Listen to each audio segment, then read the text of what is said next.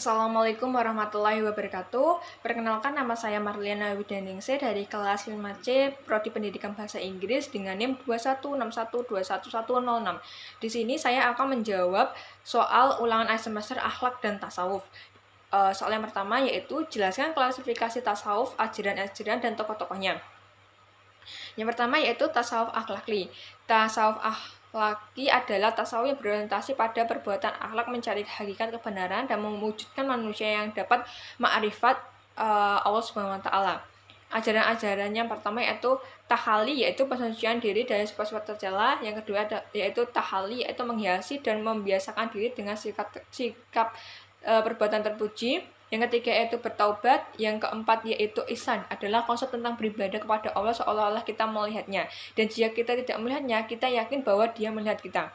Yang selanjutnya itu zikir, tawakal, dan terakhir yaitu zuhud.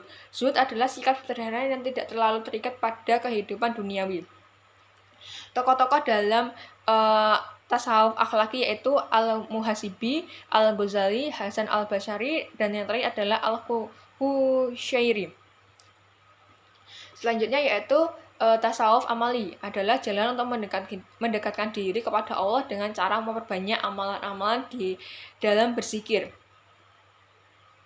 Amalan berzikir dari tasawuf amali identik dengan tarekat.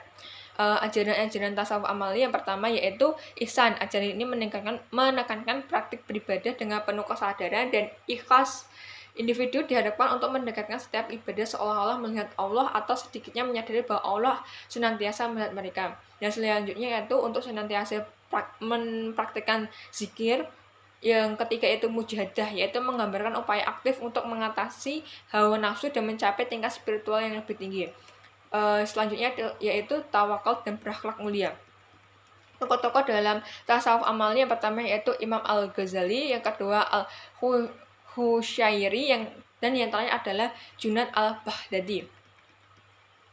Lalu tasawuf yang ketiga yaitu tasawuf falsafi, yaitu tasawuf yang ajaran-ajarannya memadukan antar visi intuitif yang didasarkan pada rasa dan visi rasional. Ajaran-ajarannya yang pertama yaitu hulul. Hulul merupakan salah satu konsep di dalam tasawuf falsafi yang meyakini terjadinya kesatuan antara khalik dengan makhluk. Yang kedua yaitu wahdah al-wujud. Istilah wahdah al-wujud adalah paham mengatakan bahwa manusia dapat bersatu padu pada Tuhan. Yang ketiga yaitu ittihad. Pembawaan paham ini adalah Abu Yazid al-Bustami. Menurutnya manusia adalah pancaran nur ilahi. Maka pada dasarnya ia telah menemukan asal mulai sebenarnya, yaitu nur ilahi, atau dengan kata lain menyatu dengan Tuhan. Tokoh-tokoh dalam tasawuf falsafi yaitu Abu Yazid al-Bustami, Al-Hallaj, Ibn Arabi, dan yang terakhir adalah Suhrawardi al-Mahtul. Lalu pertanyaan yang kedua yaitu jelaskan ajaran-ajaran tasawuf berikut secara rasional sehingga tidak bertentangan dengan syariat, dan bagaimana berkaitan ajaran-ajaran tersebut antara satu dengan yang lainnya. Yang pertama, ajaran tasawuf mahabbah. Ajaran tasawuf mahabbah atau cinta kasih sayang yang mendalam terhadap Allah dapat dijelaskan secara rasional dengan menjelaskan beberapa prinsip yang sering muncul dalam tradisi tasawuf. Salah satu ajarannya itu mengakui dan merenungkan kebesaran, keagungan, dan kekuasaan Allah adalah langkah rasional untuk mengembangkan cinta dan kasih sayang kepadanya.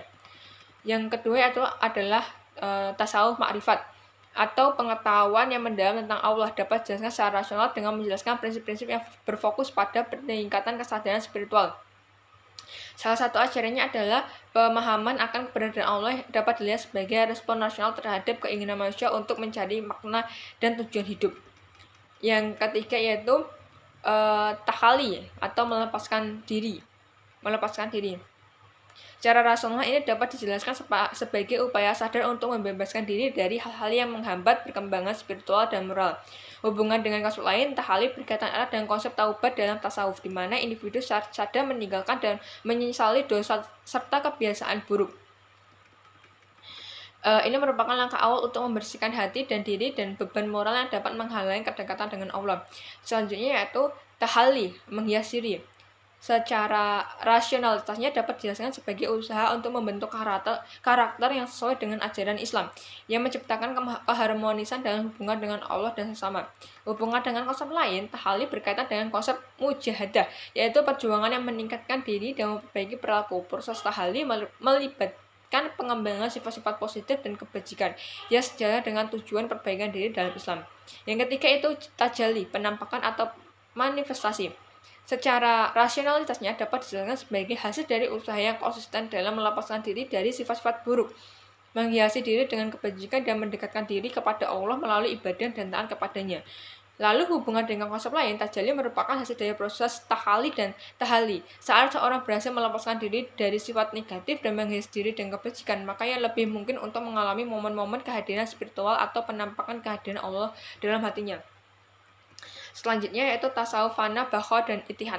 Fana, hancurnya diri dalam Tuhan.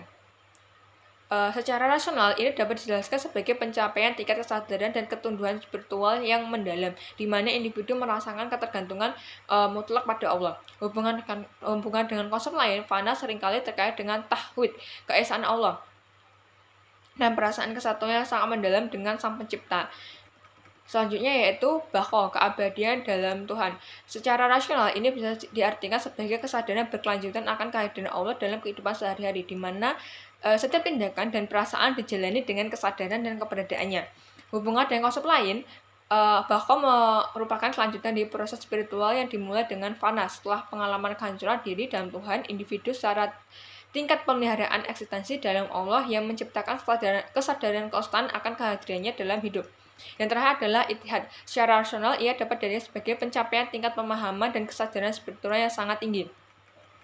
Hubungan dengan konsep lain, itihad merupakan puncak dari perjalanan spiritual yang mencakup fana dan baqa. Setelah mengalami hancurnya diri dalam Tuhan dan pemeliharaan eksistensi dalamnya, individu mencapai tingkat kesatuan esensial yang penuh kesadaran.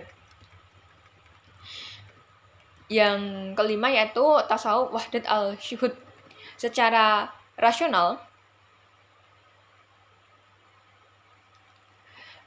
wahdat al-syuhud mengacu pada pengalaman kesaksian dan pengetahuan tentang keesaan Allah yang mendalam. Ini bisa dijelaskan secara rasional sebagai pencapaian pemahaman yang lebih dalam tentang tauhid melalui refleksi, meditasi, dan ibadah mendalam. Hubungannya dengan konsep lain, tauhid wahdat al-syuhud secara alami terkait dengan konsep tauhid, yaitu keesaan Allah. Ini adalah dasar dari ajaran Islam, dan pengalaman kesaksian wahdat al-syuhud bisa menjadi bukti dari pemahaman yang mendalam tentang keesaan. Selanjutnya yang terakhir adalah wahdat al-wujud. Secara rasional, konsep ini dapat dianggap sebagai usaha untuk memahami kesatuan yang mendasar di balik keragaman fenomena alam dan kehidupan. Hubungan dengan konsep lain yaitu konsep wahdat al-wujud bersesuaian dengan prinsip tauhid. Wahdat al-wujud menjelaskan tauhid sebagai kesatuan keberadaan, yaitu bahwa hanya ada satu keberadaan yang hakiki, yaitu Allah Subhanahu wa Ta'ala. Sekian pemaparan jawaban dari saya. Bila ada kurangnya saya mohon maaf. Sekian, wassalamualaikum warahmatullahi wabarakatuh.